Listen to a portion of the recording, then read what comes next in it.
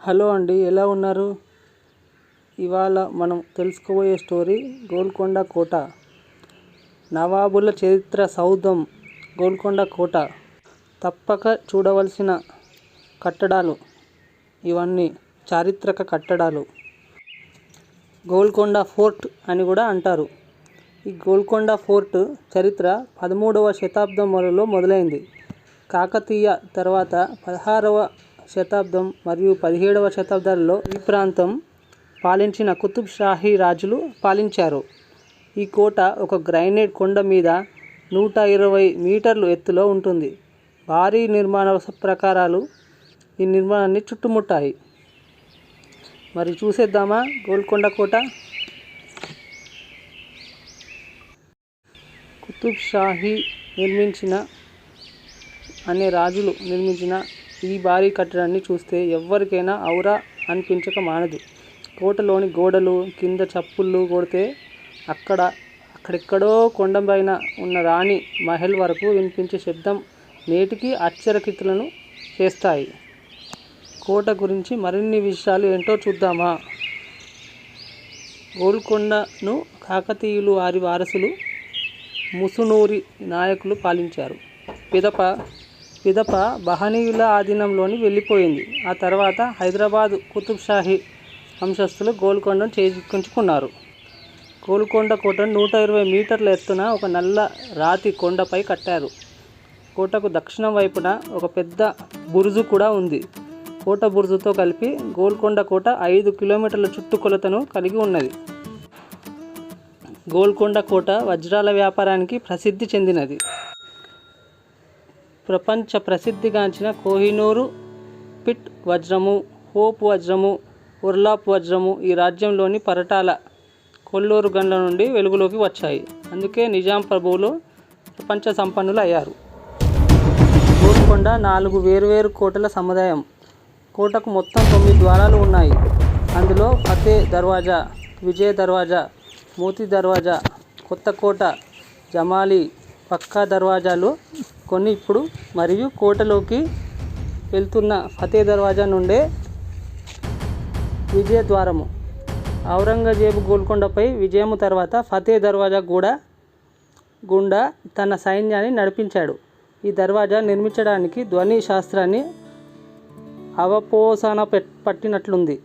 మరి కాకపోతే ఏంటండి, కింద చప్పుడు కొడితే అక్కడక్కడో పైన ఉన్న మహల్ వద్ద వినిపించడం వింత కాకపోతే.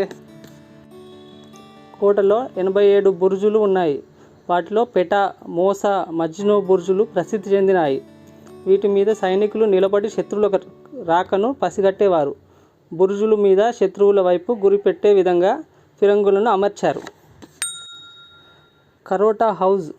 ఈ కరోటా హౌజ్ బారా హిసార్కు ఉత్తరం దిక్కున కలదు. ఇది కుతుబ్ షాహీ వినోద స్థలం. 200 అడుగుల పొడవున ఉన్న వెడల్పు 5 గజాల లోతు ఉంటుంది. దీనికి నీరు సమీపాన ఉన్న చెరువులు నుండి వచ్చేవి. దీన్ని పడమర వైపు ఉన్న గేటు దగ్గర శబ్దం చేస్తే అది అన్ని దిక్కులకు ప్రతిధ్వనించేది. రాజులు మరికొంతమంది రాజప్రముఖులు వినోద స్థలంగా వినియోగించేవారు. ఇంకా దాద్ మహల్. దీని బాల్కనీ రోడ్డుకు తూర్పు వైపున ఉన్నది. దీని ముందు ఉన్న పెద్ద స్థలంలో ప్రజలు వచ్చి కష్టసుఖాలు చెప్పేవారు. రాజు ఇక్కడ నుంచే సమస్యలను విని పరిష్కారం చెప్పేవారు. ఇకపోతే ఆయిల్ స్టార్ హౌస్.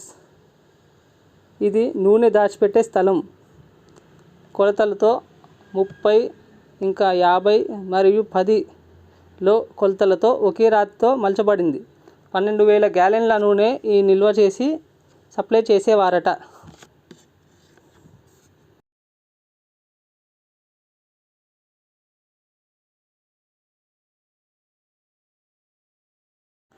ఫ్రెండ్స్, దీన్నే బాలా హిసార్ అని కూడా పిలుస్తారు. బాలా హిసార్ కొండ మీద నిర్మించబడింది. ఇదివరకే చెప్పినట్లు కింద చప్పట్లు కొడితే ఇక్కడ వినిపిస్తుంది. ఇక్కడ ఇదొక్కటే కాదు, చాలా కట్టడాలు కూడా ఉన్నాయి. వాటిలో కుతుబ్ షాహీ భవనాలు, అసెంబ్లీ హాలు, దర్బార్, ఏఖాన్ ముఖ్యమైనవి. ఇంకా గుడులు, మసీదులు, భక్త రామదాసు జైలు, తోటలు, ఆయుధ కర్మాగారాలు ఇలా ఎన్నెన్నో చూడవచ్చు ఇక్కడ. ఇంకా ఇకపోతే కుతుబ్ షా రాజుల స్నానపు గదులు.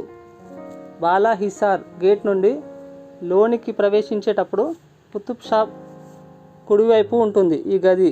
ఇక్కడ వేడి నీళ్లు, చల్లని నీళ్లు వచ్చే విధంగా గొట్టాలను అమర్చారు. అయితే ఈ నీటిని కొన్ని ప్రత్యేక సందర్భాల్లో మాత్రమే వాడేవారు.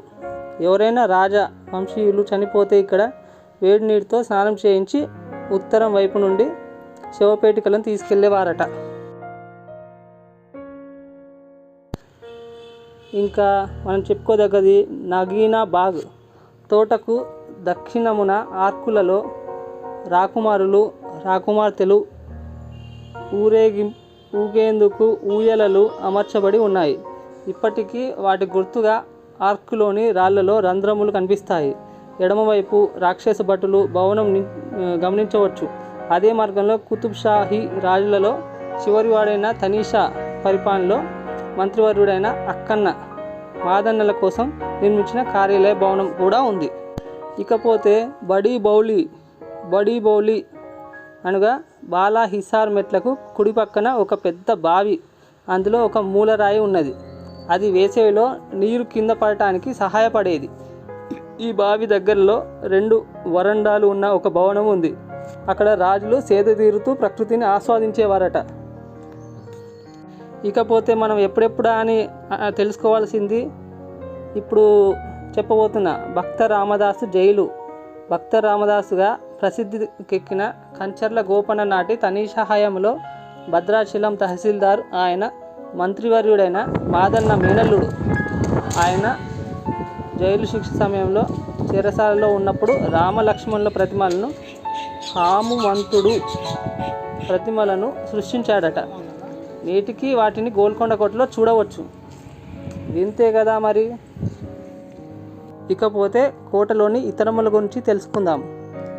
ఇబ్రహీం కుతుబ్ షా మసీదు. ఇది కుతుబ్ షా కాలంలో నిర్మించిన మసీదు.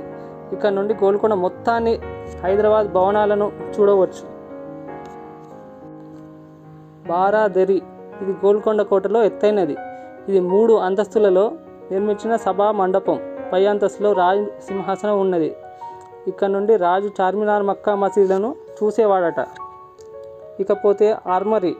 ఇది బాలా హిసార్ గేట్ ప్రవేశంలో ఎడమవైపు ఉన్నది. ఇది 3 అంతస్తుల భవనం. ఇక్కడి సమీపంలో దక్షిణాన ఒక ప్రసిద్ధిగాంచిన బావి ఉన్నది. ఔరంగజేబులు తనీషా రాజులు బంధించినప్పుడు అతని భార్య, బిడ్డలు శత్రువుల నుండి రక్షణ పొందేందుకు ఈ బావిలో తలదాచుకున్నారట. ఇకపోతే కర్టెన్ వాల్. ఇది శత్రువుల దాడులను తిప్పికొట్టేందుకు నిర్మించిన తెర వంటి గోడ. యుద్ధ సమయంలో శత్రువు బారా హిసార్ గేటు ద్వారా లోనికి ఏనుగులను పంపించేటప్పుడు ఇక్కడ నుండి సలసల కాగుతున్న నూనెను లేదా కాగుతున్న లోహ ద్రవ్యాన్ని పోసేవాడట. ఇకపోతే ఇతర విషయాల గురించి మనం చూద్దాం. గొర్రెల కాపరులు ఇప్పుడు కోట ఉన్న కొండ ప్రాంతంలో గొర్రెలను మోపేవారు. అందుకే ఈ కొండను గోల్కొండ అని పిలిచేవారట.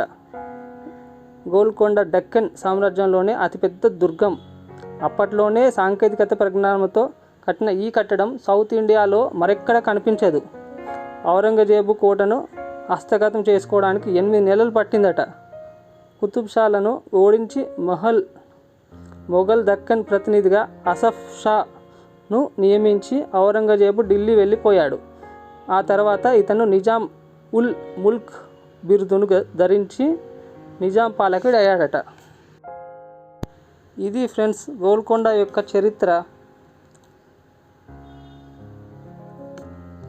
మరి చూసేస్తారా?